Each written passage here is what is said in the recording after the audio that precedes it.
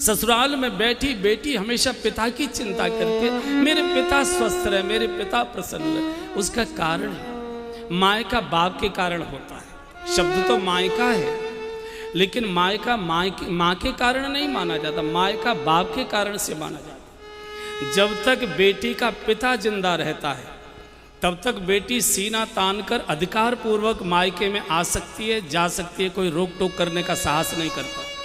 लेकिन पिता की मृत्यु के बाद माँ चूँकि भैया और भाभी के अधीन हो जाती है तो मायका फिर भैया भाभी की इच्छा से मिलता है, अधिकार पूर्वक नहीं मिलता। इसलिए आपने देखे होंगे प्रसंग, जब किसी की माँ की मौत होती है बेटी रोती तो है लेकिन अपने को संभाल लेती है। लेकिन जब उसको समाचार मिलता है कि मेरे पिताजी नहीं रहे, मेरे पिता की मौत हो गई, इतना रोती है, इतना रोती। और जब पहली बार पिता की मृत्यु पर अपने मायके में आती है, दहाड़ मारती आती है, हाँ करती आती है और सबसे पहले अपने घर के मुख्य द्वार पर पछाड़ खाकर गिरती है। बहुत देर तक देहली पर पड़ी रहती है। उसको लगता है अब ये देहली मेरे लिए पराई हो गई, अब इसमें मैं स्वेच्छा से नहीं आ सकती जा सकती।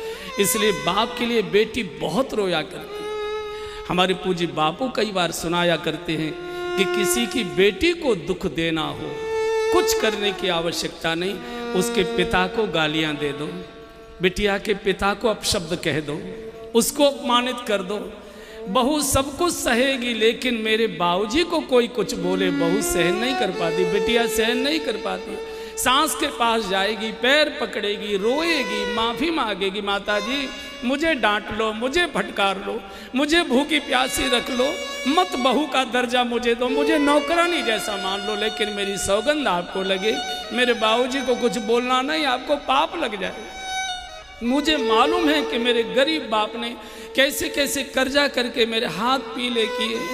मुझे मालूम है कि आपके दरवाजे के चक्कर काटते काटते मेरे बूढ़े बाप की एड़ियाँ घिस गई थी, तब मेरी शादी हुई। अभी तो मेरे बाप की पीठ से कर्जे का बोझ नहीं उतरा है। दिन भर भूखी रोती रहेगी, सारे घर को भोजन बना के खिला देगी, लेकिन बाप के लिए किसी ने बोला है बेटी के मुंह में टुकड़ा नहीं जाता। विधाता ने इस सृष्टि में बहुत सारे पवित्र नाते बनाए हैं, लेकिन जितना पवित्र नाता बेटी और बाप का बनाया है, इकलौते बेटे की मौत हो जाती है, बाप नहीं रोया करता, छाती पर पत्थर रख लेता है। सारा गांव मोहल्ला रोता है, लाश को आंगन में देखता है, सारा गांव फूट पड़ता है, लेकिन बाप अपनी छाती पर पत्थर रखकर आंसुओं को पी लेता है। लेकिन वही बाप जब पहली बार अपनी बिटिया को हाथ पकड़कर ससुराल के लिए डोली